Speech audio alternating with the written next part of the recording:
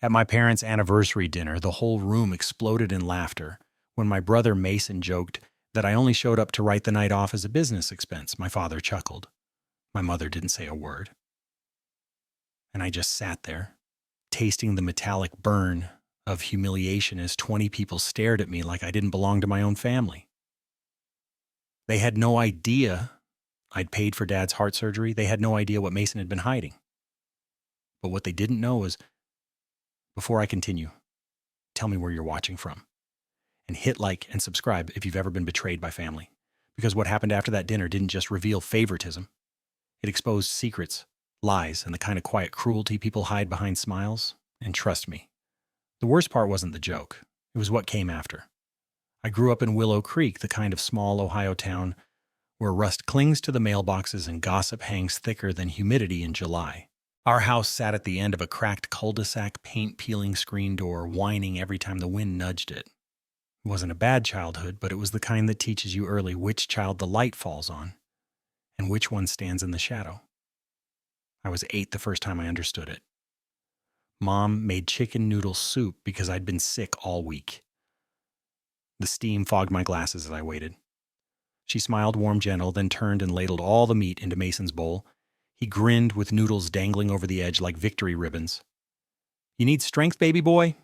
she said, ruffling his hair. My bowl held mostly broth.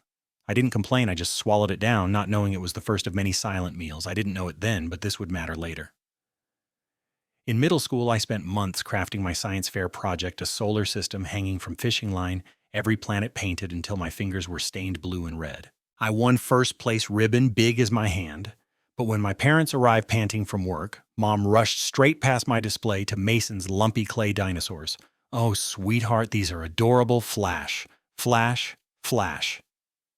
3 pictures of him, one blurry one of me. Dad patted Mason's back and said, "Now that's talent." I stood beside my trophy feeling like a guest at someone else's celebration. Again, I swallowed it. But the bruise stayed. By high school, the pattern had its own rhythm. I worked nights at a diner refilling burnt coffee for truckers stacking tips to buy textbooks. Every week, I left $30 on the counter to help with groceries. One Friday, I came home to the laughter thudding up from the basement. Mason had taken the money, bought a video game. Dad stepped between us when I confronted him. "You shouldn't have left it out. Don't start drama." Mason's smirk glowed in the blue TV light, and I felt something twist deep inside. I didn't know it back then, but that moment would return in the worst way. Holidays were no different. Senior year Christmas, Mason tore open a brand new bike, red frame gleaming like a prize. "My gifts, tube socks, and a gas card. We invest in the one who needs it most," Dad said. It wasn't the bike, it was the ease with which they loved him louder. 18 couldn't come fast enough. I took a scholarship to Chicago and left with one suitcase and a quiet hope that distance might fix something. Mom cried. Dad shook my hand instead of hugging me. Mason shouted, "Don't forget us when you get rich." His voice sounded like a warning. Chicago smelled like ambition, coffee exhaust, asphalt warming under neon lights. I worked 2 jobs, studied until my vision blurred. Every time the phone lit up with Mom or Dad, my stomach tightened. But I kept showing up. Especially when Dad slipped at work and injured his back. I flew home that weekend. Mason didn't move from the couch. Dad muttered, "Didn't expect you to come." I wanted to say I always come. Instead, I helped him sit up, ignoring the sting. Then came the heart condition. The first late-night call, Mom's trembling voice, bills piling like bricks. I told them I had business write-offs I needed to use. I lied. I just didn't want them drowning. What I didn't know then was this: every silent sacrifice becomes a weapon in the wrong hands, and Mason was already sharpening his. By my late 20s, Chicago finally started feeling less like survival and more like a life. I built my agency from a cheap folding table in a shared apartment where the radiator hissed like an angry cat every winter night. I lived on instant ramen cold brew and the stubborn belief that if I worked hard enough, maybe, just maybe, my family would finally see me the way I'd always wanted. I didn't know it then, but chasing their approval would become the most expensive habit I ever had. The first time I landed a major contract, a gym franchise with 14 locations, I called home. I wanted to share the win. Dad answered with a grunt, "So you're finally making real money." In the background, Mason chuckled. Nice, maybe. Now you can buy me that new truck. It was a joke, but jokes carry truth like a knife carries its edge. Thanksgiving that year should have felt warm. Mom's pot roast filled the whole house with rosemary and beef broth. For a moment, walking through the door, I felt like a kid again. Then Mason announced he'd gotten a small promotion at the dealership. Everyone clapped. Dad hugged him. Mom teared up. Then she turned to me and said, "You still doing that little online marketing thing I had 10 employees by then?" Still I nodded. Yeah, still doing it. Mason smirked. Sounds like a side hustle. The table erupted in laughter. I cut my food quietly, pretending my stomach wasn't twisting. I didn't know it back then, but those tiny humiliations were stacking like tinder. 2 years later, when I surprised my parents with a fully paid trip to Florida, flights, hotel meals, I waited for the thank you post. Instead, Dad uploaded photos captioned "Shout out to Mason for helping us book everything." No mention of me. Not even a text. I sat in my Chicago apartment staring at my phone, feeling something in my chest harden. I didn't know it then, but erasing someone is easier when they stay quiet. Then came the worst stretch. Dad's heart condition spiraled. I memorized the hospital's hallways. I memorized the pattern of beeps from his monitor. I memorized the look on Mom's face when doctors mentioned costs insurance wouldn't cover. Mason showed up once with fast food and left in 15 minutes. "This place gives me anxiety," he said. Then he never came back. So I paid every invoice, every test, every prescription. $80,000 over 8 months. I didn't tell a soul. When Mom tried to thank me, I brushed it off with another lie about a tax write-off. I protected Dad's pride. I protected the family from embarrassment. I didn't realize I was giving Mason the perfect chance to rewrite the entire story, because soon after, whispers reached me through relatives, neighbors, people who barely knew me. "Ethan hardly helps anymore. Money changed him. He thinks he's better than them." Mason had been busy. When I tried asking Dad about it during a call, he shut me down. "Mason's here every day. He knows what's really going on. Really going on." The phrase lingered like a bruise. The week before the anniversary dinner, I got a voicemail from the hospital billing office. "Your brother said the surgery was covered by state aid. He said the records showing your payments might be incorrect." My knees almost buckled. He wasn't just downplaying what I did, he was trying to erase it entirely. That was the moment the air changed. The moment the ground quietly shifted beneath my feet, but I still didn't see the trap. I still didn't see how deep Mason's resentment went. I still didn't see how ready my parents were to believe whatever made them feel least guilty. And by the time the night of their anniversary arrived, a version of me existed in that town, a cold, selfish, distant son assembled entirely from Mason's lies, and everyone in that barn was ready to believe it. By the time I drove back into Willow Creek for my parents' anniversary, the town didn't feel like home anymore. It felt like a place where a version of me existed that I didn't recognize, crafted, edited, and distributed by Mason, like some twisted family newsletter. But the real escalation began long before I stepped into that barn. It started with a Sunday call. Mom answered, voice-clipped TV buzzing in the background. I asked how Dad's doctor appointment went. "Mason took him," she said quickly. "He said you don't need to worry."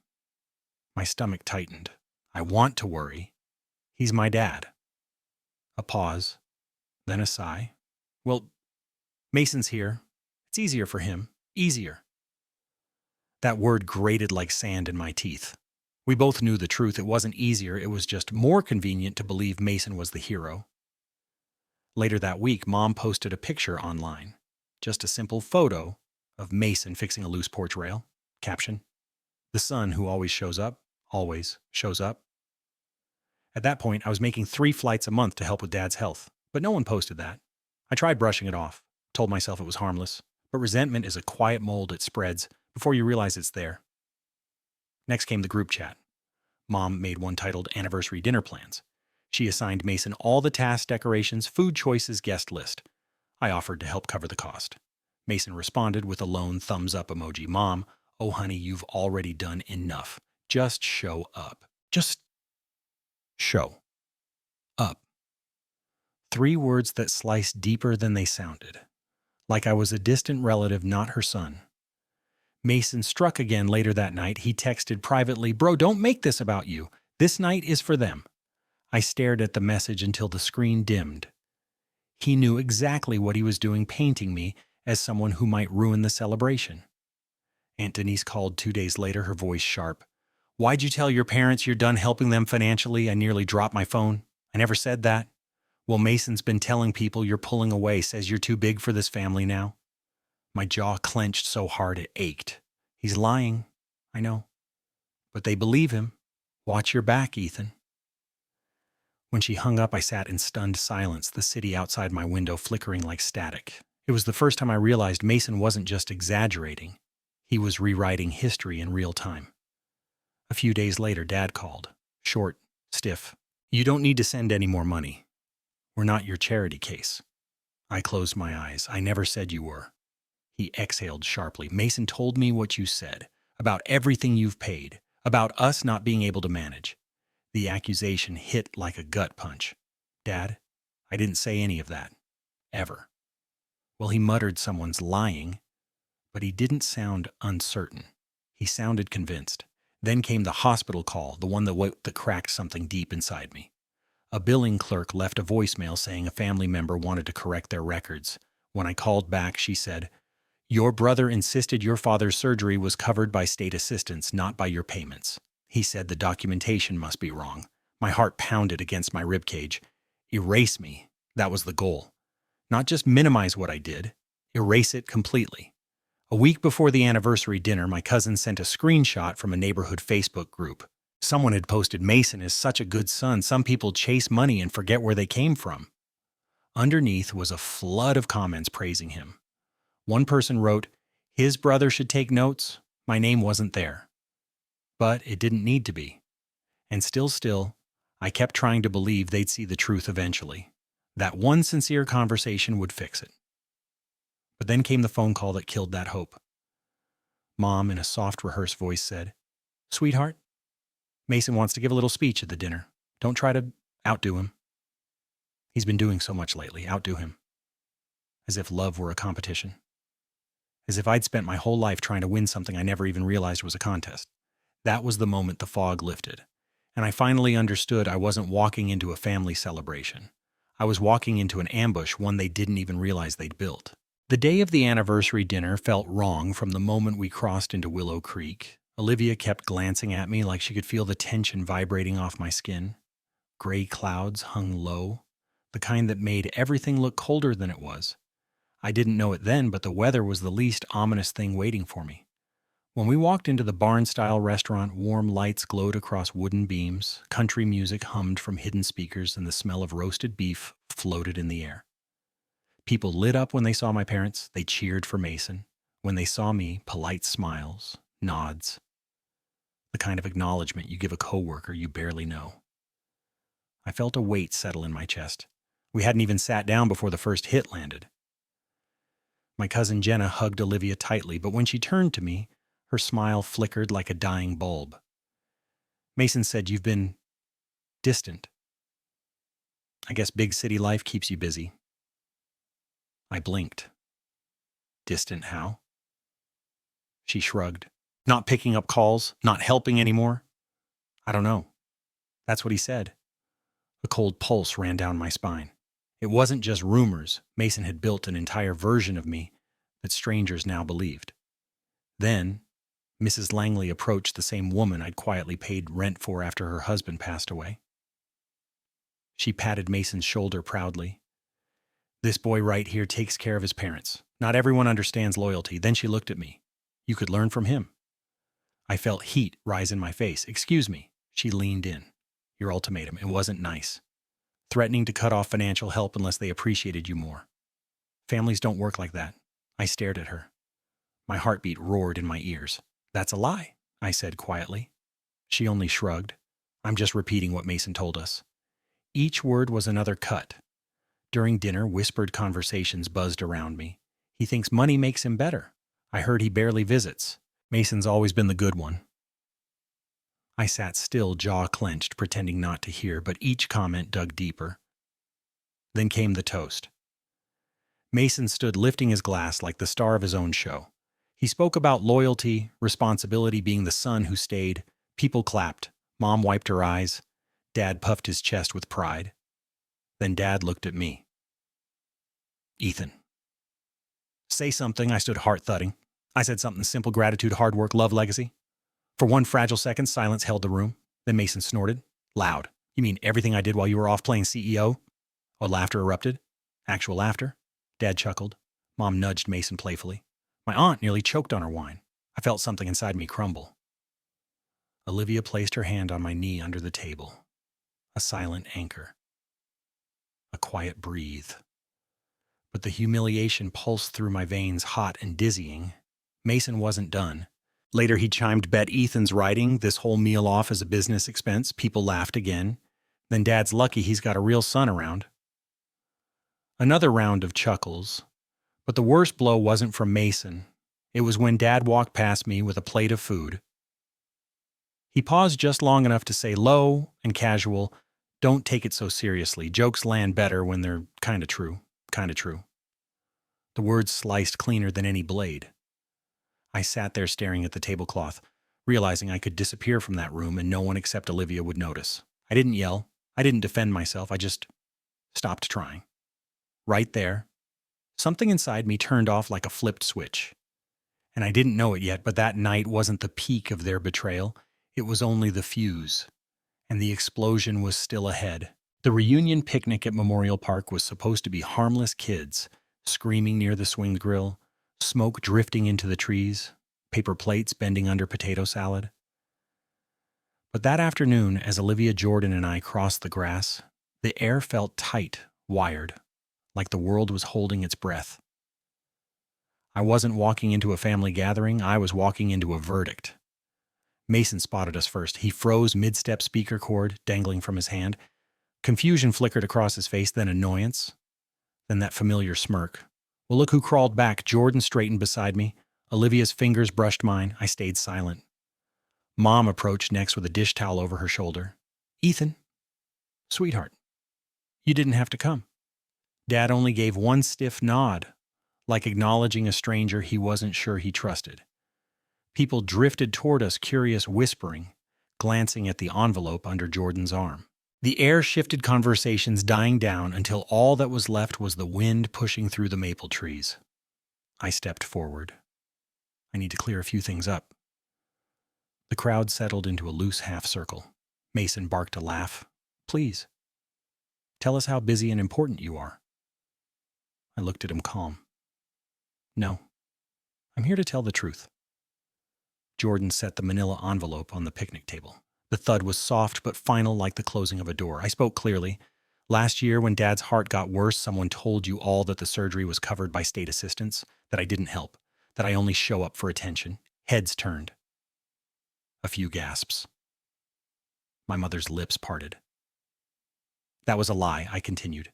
I paid every bill, every prescription, every specialist. $80,000. Mason scoffed. Yeah, right. Jordan cut him off, sliding papers from the envelope. We have full payment records, hospital correspondence, transfer confirmations.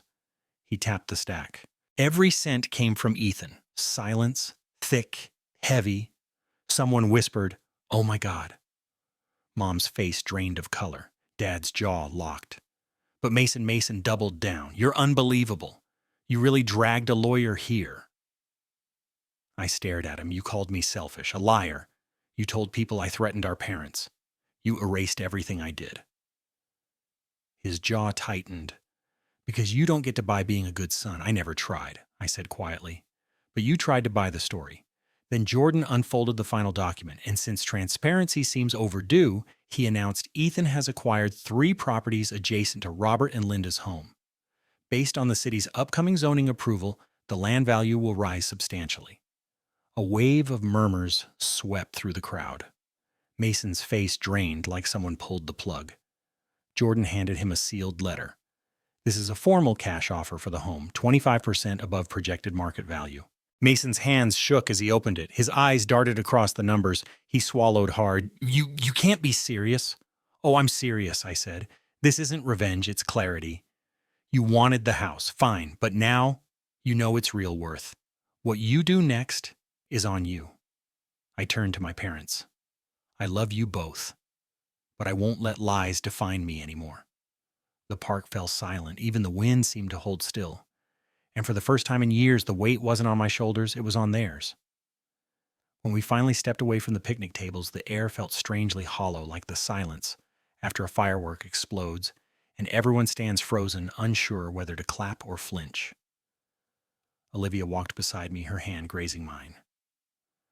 Jordan trailed a step behind, calm as ever, as if this entire public unraveling of my family's narrative had been just another meeting on his schedule. Behind us, I could still hear fragments of whispers. Did you know no? Mason said, oh my God. 80,000. The truth had landed, and it wasn't subtle. Mason stood alone near the grill, the offer letter limp in his hand. His face wasn't angry, it was terrified. And that fear, that sudden crack in his certainty, told me he finally realized something he never wanted to admit. His story about me only worked as long as no one questioned it. Mom hovered near him, torn between the son she defended blindly and the son she'd overlooked for years. Dad paced in small, tight circles, muttering to himself, refusing to meet anyone's eyes. We reached the parking lot just as my phone buzzed. Unknown number. But I knew. The message was short. We need to talk. I exhaled slowly. Another buzz. You don't know everything. That one stopped me cold. Olivia stepped closer. What is it? I showed her the screen. She frowned. That sounds like manipulation. Or panic, I murmured. Or both. But deep inside, something darker twisted a feeling I hadn't let myself acknowledge. If Mason had lied so easily about the surgery, about the bills, about me threatening our parents, then what else had he told them? And why did he suddenly want to talk now that the truth had cracked open? I slipped the phone into my pocket. He thinks today was the end of this, I said quietly. Olivia looked at me carefully. And is it? The wind carried the faint smell of charcoal from the picnic. I looked back across the field one last time at the fractured expressions, the silence, the shifting alliances. No, I said. It's not. Because revenge isn't always loud. Sometimes it's the moment you finally stop playing the role they wrote for you and start writing your own. If you've ever felt like the outsider in your own family, make sure you hit subscribe. Stories like this aren't rare. They happen in quiet kitchens, at holiday tables, and every place where love gets twisted into obligation. And if you've ever been blamed for things you didn't do or watched someone rewrite your entire character to make themselves look better, you're not alone here. This isn't the end of my story. Not even close. Stick around because what comes next will prove one thing: truth might hurt, but it never stays buried.